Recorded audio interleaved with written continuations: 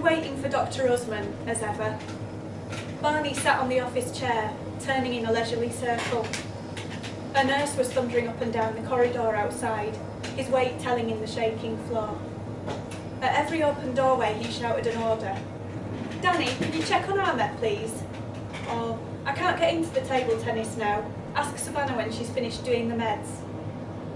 Barney knew, from experience, that there was little point in offering to help. There wasn't anything he could do. He tapped a toe on the chair leg and pushed himself around the other way. There was sure to be some unpleasantness in the meeting. Angelina wasn't keen on family visits at the best of times, and by now it would have worked its way back to her.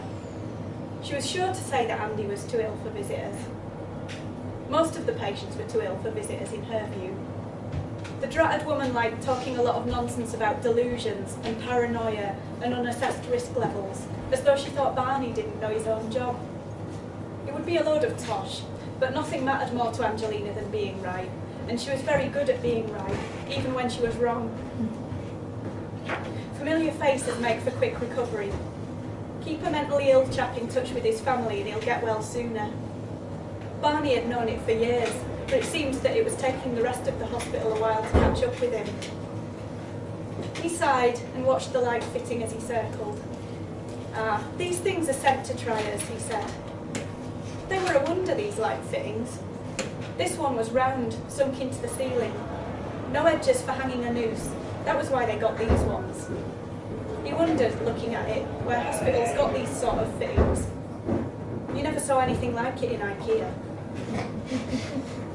Mrs. Taylor's taxi lights had been vanishing over the horizon when he'd got back from the visit, and he hadn't heard a word from her since. Supposing she'd phoned and spoken to one of the nurses. Could be a good thing, depending on whom she'd spoken to.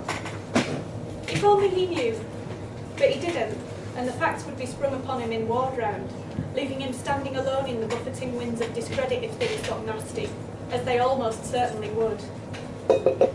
The chair came slowly to a stop, and he put a foot to the floor. He waited a moment until the walls came to rest in their usual places, thinking. Years ago, he'd been on a training course about abuse survivors, about how they take themselves away to a safe place in their own minds. Barney had thought the idea interesting, and used it sometimes himself.